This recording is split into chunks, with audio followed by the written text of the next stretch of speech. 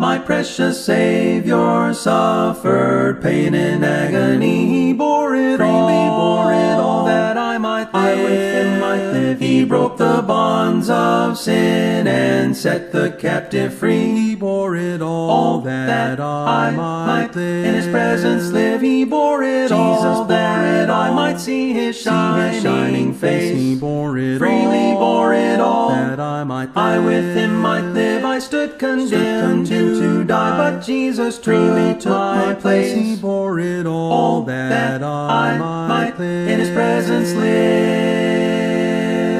They placed a crown of thorns upon my Savior's head. He bore it all, that I might live. I with him might live. By cruel men with spear his side was pierced and bled. He bore it all, that I might live. In his presence live. He bore it all, that I might see his shining face. He bore it freely bore it all, that I might live. I with him might live. I stood condemned to die, but Jesus truly took my place. He bore it all, that I might live. In his presence live.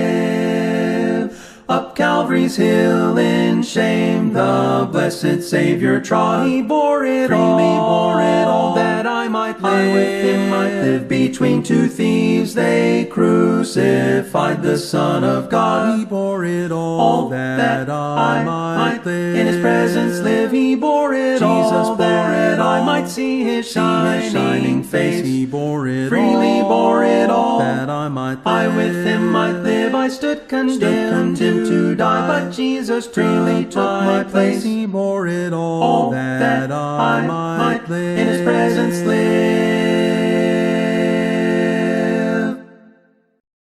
We're glad that you could join us. This is a story of two brothers who were identical twins. One twin was married with children, and the other twin was single with no children. And the married brother accidentally hit someone with his car one day, and the person that was hit died. He was charged with a crime here, and he was sentenced to 20 years in prison, leaving behind his wife and his children at home. His twin brother came to visit him, and he said, your family needs you badly. I want you to put on my clothes and to take my visitor's pass, and I will put on your prison uniform, and I want you to go home, and I will serve out your 20-year prison term. Can you imagine the love this took, the love of that brother? Oh, what a great brother he was. Can you imagine the gratitude that the other brother had for him when he was able to walk away from that prison and walk into his home where his family awaited him? What a great thing that was. And in a small way, this makes us think of the sacrifice that Jesus made for us. In a much greater sense, Jesus willingly took the punishment for our sin, and he let us go to be set free. In Galatians 3:13, it says, Christ has redeemed us from the curse of the law, having become a curse for us. No sacrifice that man has done can compare to Christ on the cross. Jesus fulfilled the law and the justice of God regarding our sin. Jesus took the punishment for an unloving, sinful world, giving himself even for those who spat in his face, for those who nailed him to the cross, while he said, Father, forgive them, for they know not what they do. In Matthew 20, verse 28, there is a key verse that says Jesus did not come to be served, but to serve and to give his life a ransom for many. Jesus has set us free, not from a 20-year prison term, but mankind was sitting on death row, something much more serious. In Romans 6, 23, it talks about that death row situation that mankind was in and that we can still be in if we do not accept Christ and obey his commands. It says the wages of sin is death, but the gift of God is eternal life through Jesus Christ our Lord. In the story of the two brothers, in order for one to be freed, there had to be an exchange of clothing. One put on his brother's prison uniform.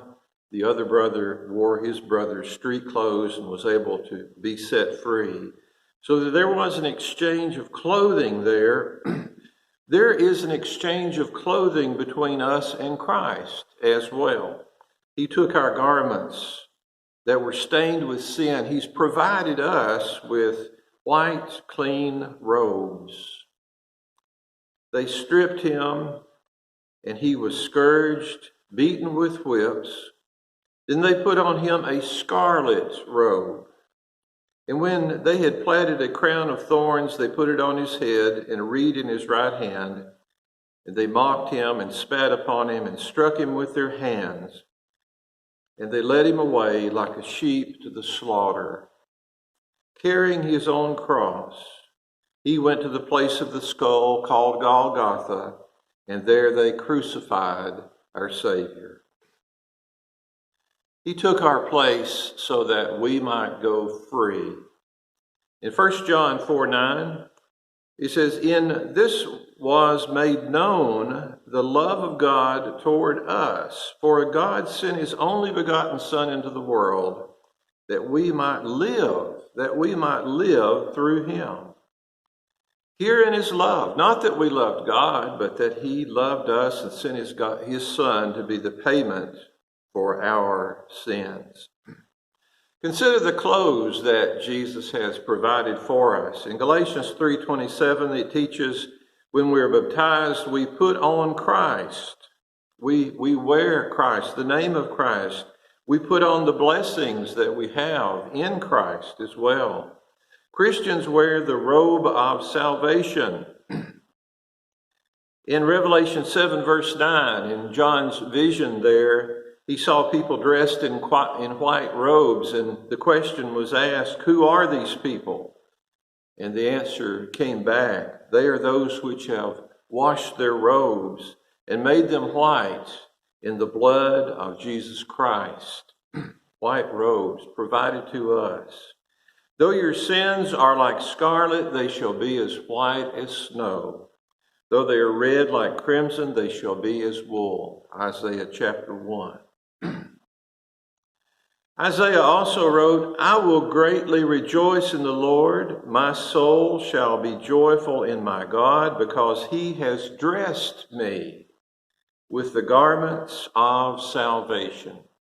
He has covered me with the robe of righteousness." And then I get to wear the garments of salvation. I get to wear a white robe of righteousness because Jesus wore my scarlet robe of sin. So another item of what we get to wear, in addition to the robe, is that Christians can also hope to wear the crown of salvation. In 3 verses I'll give you here, the crown is addressed, and in many more. But these 3 are 2 Timothy 4, verse 8, where Paul said, "There is laid up for me a crown of righteousness, which the Lord, the righteous judge, shall give me on that day." There's reference to that crown that we can have in Christ. In 1 Peter 5, verse 4, Peter said that when Jesus appears again, the faithful will receive a crown of glory that does not fade away. Again, that crown that we're given in Jesus Christ to wear. Then in Revelation 2:10, it says, the Lord has instructed us to be faithful unto death, and he says he will give us a crown of life. The promise of the crown, the robe and the crown. It's a fact that Jesus paid for your crown. You did not earn it. We cannot do enough to earn our crown or our robe. We get to wear a crown of life because Jesus Christ wore our crown of thorns, our crown of sin and death. We get to wear the robe and the crown of salvation. What a great privilege it is for us to do this. Isaiah wrote this in Isaiah 53. He is despised and rejected of men, a man of sorrows and acquainted with grief. And we hid, as it were, our faces from him. He was despised, and we esteemed him not. Surely he hath borne our griefs and carried our sorrows, yet we did esteem him stricken, smitten of God, and afflicted. But he was wounded for our transgressions. He was bruised for our iniquities. The chastisement of our peace was upon him, and with his stripes we are healed. All we like sheep have gone astray, and have turned every one to his own way. And the Lord has laid on him the iniquity of us all. He was oppressed, and he was afflicted, yet he opened not his mouth. He is brought as a lamb to the slaughter, and as a sheep before her shearers is dumb, so he opened not his mouth.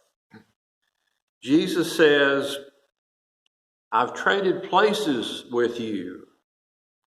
I've endured your punishment so that you can now go free. Have you accepted his gift of salvation? If you believe with all your heart that Jesus Christ is the Son of the living God, then confess him before men, and he'll confess you before his Father who is in heaven. Repent of your sins, turning from them, and commit to follow Jesus Christ, obeying his commands. Obey the command of baptism to be buried in water, to reenact the death, burial, and resurrection of Jesus Christ, the gospel. And there in that watery grave, the blood of Christ washes away all our sins. Then live faithful, even unto death, and receive that crown of life one great day. We thank you for joining us.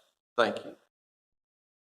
Days are filled with sorrow and care. Hearts are lonely and drear. Burdens are lifted at Calvary. Jesus is very near. Burdens are lifted at Calvary. Calvary, Calvary. Burdens are lifted at Calvary. Jesus is very near. Cast your care on Jesus today. Leave your worry and fear. Burdens are lifted at Calvary. Jesus is very near. Burdens are lifted at Calvary. Calvary, Calvary. Burdens are lifted at Calvary. Jesus is very near. Troubled soul, the Savior can see every heartache and tear. Burdens are lifted at Calvary. Jesus is very near. Burdens are lifted at Calvary. Calvary, Calvary. Burdens are lifted at Calvary. Jesus is very near.